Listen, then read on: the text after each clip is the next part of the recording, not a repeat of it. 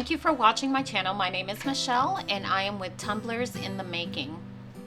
Now today I'll be showing you a tip and trick that I've learned along the way.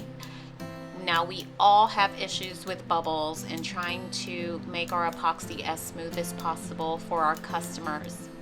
Alright, so real quick, I want to go ahead and let you advise you, if anything, advise you that this is something that works for me.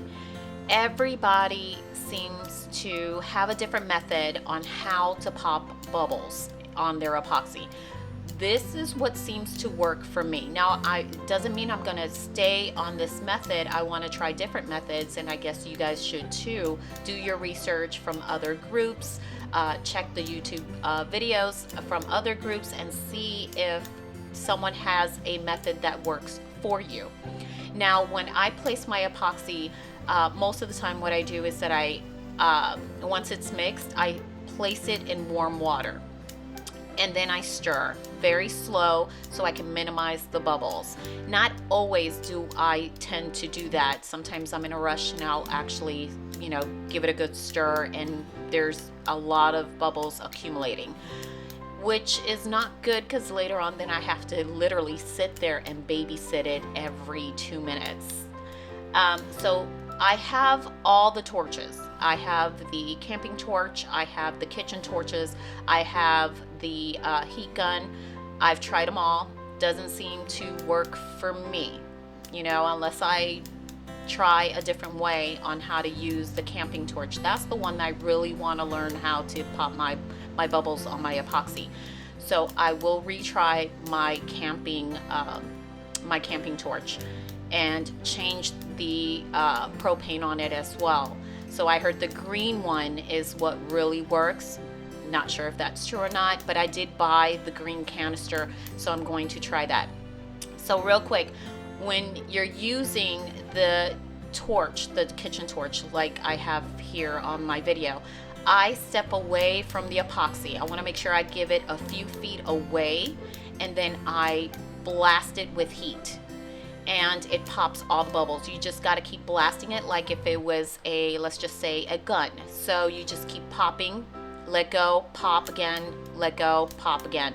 So that actually seems to work. It pops all the surrounding bubbles as well, not just that particular bubble. It does a portion of the bubbles that's surrounding it, and you'll see it just pop away. If you get too close to the epoxy while you're popping it, you're going to either burn it and you're going to leave fish eyes. So that's why I try to stay away. There are instances at the beginning while I was trying this that I did end up getting fish eyes or dimples or dips, which I call them dips. That's something you guys need to practice, is to stay away from the epoxy if you're doing this method. And so far, so good. My cups have come out smooth.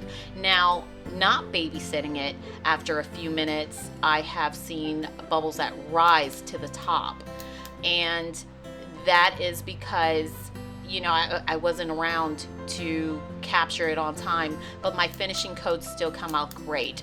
It is a cup that's made by hand, and it's never, ever perfect. So I want to keep practicing so I can make it perfect, and when I do, I'll share it with you guys.